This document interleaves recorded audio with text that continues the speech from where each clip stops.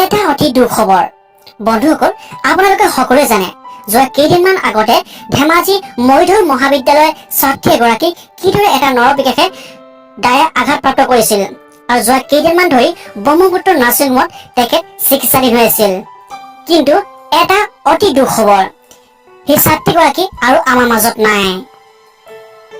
বুকুত বহুত হাজাৰ সপোন বান্ধি আমাৰ মাজৰ পৰা চিৰদিনৰ বাবে গুচি গ'ল নন্দিতা শইকীয়া। বন্ধুসকল, আপোনালোকে কি ভাবে? দুখীয়ে কি শাস্তি পোৱাটো আপোনালোকে বিচাৰে? কমেন্ট কৰি জনাবলৈ নাপাহৰিব।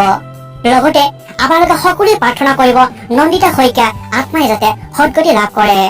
ভিডিঅ'টো শেষ কৰি গৈছে, ধন্যবাদ থাকিল। যিমান পাৰে সিমান শ্বেয়াৰ কৰক, যিমান পাৰে সিমান প্ৰাৰ্থনা কৰক আৰু দুখীয়ে যাতে উচিত শাস্তি পায়। ধন্যবাদ। জয় অসম।